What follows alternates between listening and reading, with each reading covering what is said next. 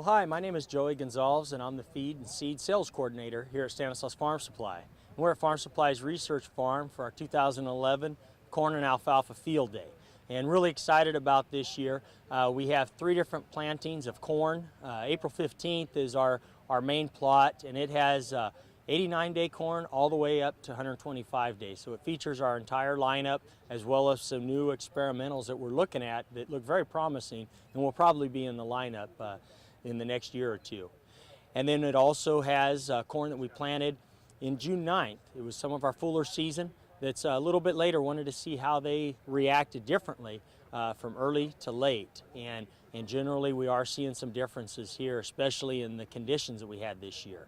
And along with that planting is our forage sorghums, as well as sorghum sedans and our sedan grasses. And then finally, our last corn plot, we have a short season trial from 105-day corn down to 78-day. We're seeing a lot of people interested in that maturity, whether it's a double crop or just to try to get corn in a lot quicker if they get behind. And we're doing a lot of research to try to find the best ones to fit those super short seasons. And then of course we do have our alfalfas, and this year we've got our 2nd year, 3rd year, and 4th year alfalfas. So a very complete lineup, and we hope you enjoy the presentation here today. And what we've tried to do is plant a lot of individual stuffs that we put in pasture mixes so that you get it. Often when you see a pasture mix, it's hard to tell one thing from the other. And so by looking at the individual items, you can get a feel for what orchard grass is going to do. Tall fescue is doing very well. We have a lot of folks ask questions about harding grass. We've got some perla or harding grass out here. It's really a dryland material, but some folks are using it in pastures. We got signs over here. This is short season corn, 105-day to 78-day. This is a 78-day corn, so we're progressively going to the 105 days. So we're going shorter. I think the one you guys planted is this one here. Yeah, some of that, and then some in here. The 229 was, I think it's right in here is where we're at. You know, there's some interest in some real extreme short for double crop. Of course, this year, you know, the way the weather, a lot of late planted corn, and even some guys, you know, again, following wheat that want to maybe get a summer crop in. So we're looking at more of this, and we're going to be replacing some short season that were in our lineup. I think we've got a lot better ones here. So this was planted June 27th, so we've got, you know, it's still coming, but we want to be looking at those things for you guys. Different products. Going through the plot, this is our 4th year alfalfa here, various varieties, and then we've got 3rd year, and up there 2nd. So you can see all the different alfalfas and how they perform. Several of the things that we're doing across the United States, including here in California, is we're putting out about 182 what we call answer plot locations. And we're putting replicated trials behind those show block areas. And what we're doing out there is we're testing all of the hybrids and genetics for different populations. We got a high population, a low population on each hybrid. Then we also got high and low rates of nitrogen. We're finding out which one of the genetics responds more to nitrogen than other ones. And we've got a scatter graph back here. In fact, Jim, you want to pull that up and bring it out here? We're putting together scatter graphs so we can come out to the countryside, help you position hybrids as far as not only on soil types and populations, but also on response to nitrogen.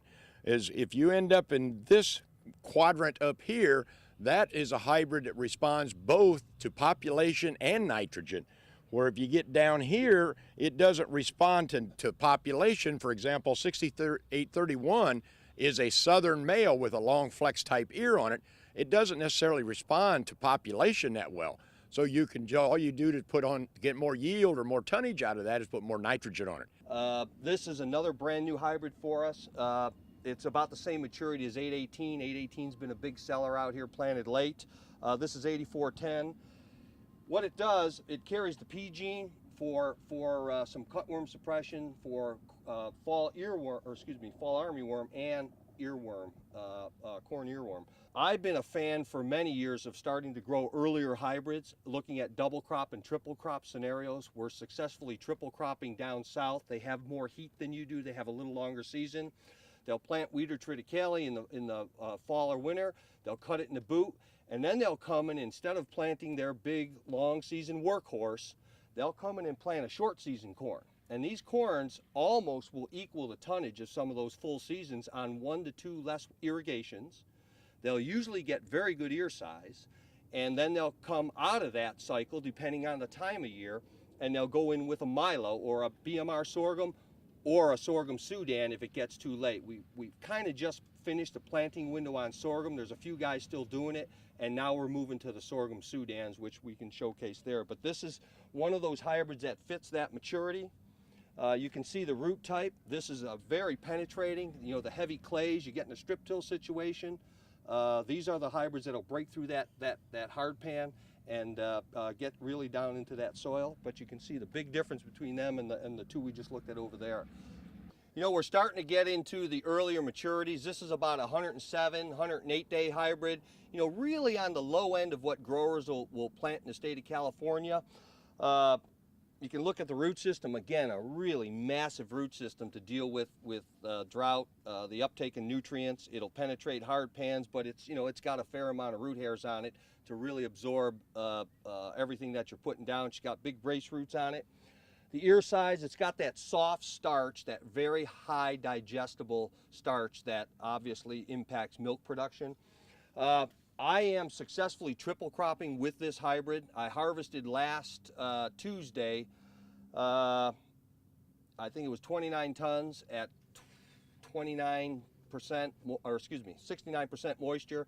And as the corn was taken out of the field, the planter planted Milo right behind it. And so he's in his triple crop situation with a short season Milo, and we'll see some of those short seasons over there.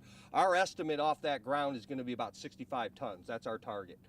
And we're not going to use much more water than if he would have kept his weed out and then planted a full season hybrid and then had a fallow period at the end of the year for several months. So, you know, the nutrient management credits continue. They're getting rid of lagoon water, and they're just trying to grow as much homegrown forage as they possibly can. This one, Joey's had it for 2 years here, and we've had it out and test in commercial fields. The feed quality on it's been good, and the starch on it's driving a lot of that.